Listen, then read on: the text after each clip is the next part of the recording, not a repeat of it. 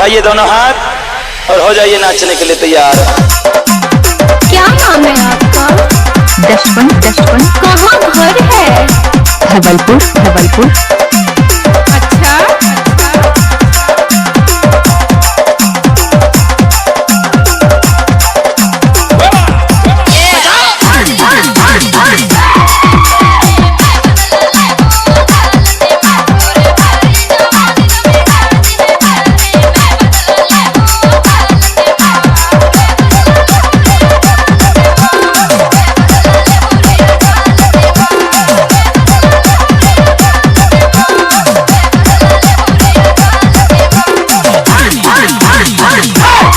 गजब आइटम है रे।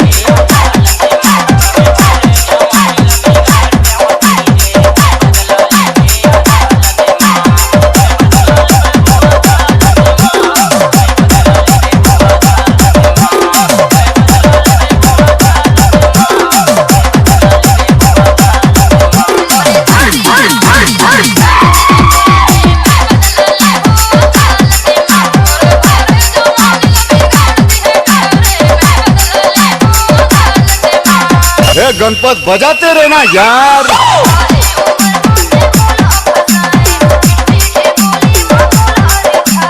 गजब माल है तो करता ही की रे। कैसे कर फंस रे? रोक ले।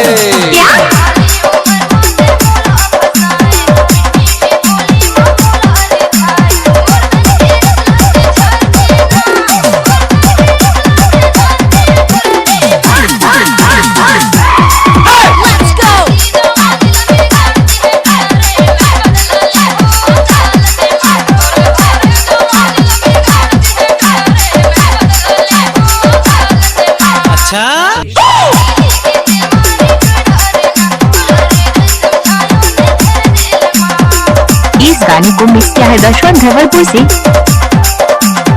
रोक ले।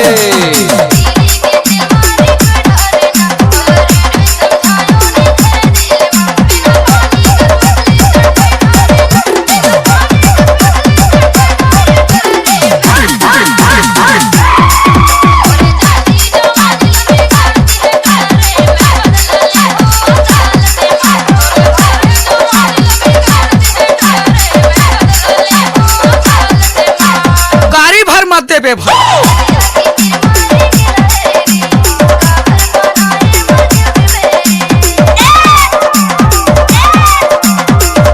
दशवन धवलपुर से। रोक ले।